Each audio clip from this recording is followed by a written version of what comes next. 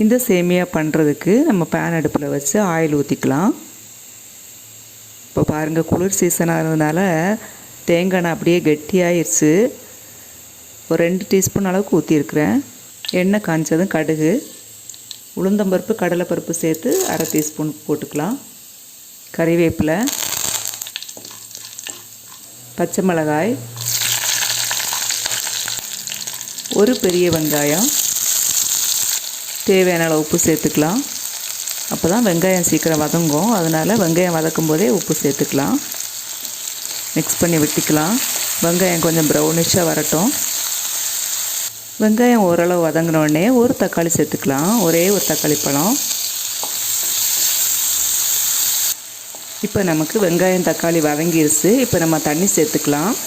ஒரு packet சேமியாவுக்கு 2 cup தண்ணி சேர்த்திங்கன்னா கரெக்டாக இருக்கும். அப்படியே நீங்கள் சேர்க்குற தண்ணி பத்தலை அப்படின்னு நினச்சிங்கன்னா திரும்ப கொஞ்சம் சுடு தண்ணி ஊற்றினாலும் பிரச்சனை இல்லை. உங்கள் தேவைக்கேற்ப நீங்கள் தண்ணி ஊற்றிக்கோங்க. பாருங்கள், இப்போ நமக்கு 2 மினிட்ஸ் ஆயிடுச்சு. சேமியா நமக்கு ரெடி ஆயிடுச்சுங்க. மொத்தத்தில் ஒரு 5 மினிட்ஸ் அவ்வளோதாங்க ஆகும். ரொம்ப ஈஸி இது செய்கிறதுக்கு. ரொம்ப நல்லாயிருக்கும். நாட்டு சர்க்கரையோ சுகரோ ஏதோ மிக்ஸ் பண்ணி குழந்தைகளுக்கு கொடுத்து பாருங்கள். நீங்களும் சாப்பிட்டு பாருங்கள். ரொம்ப டேஸ்ட்டாக இருக்கும்.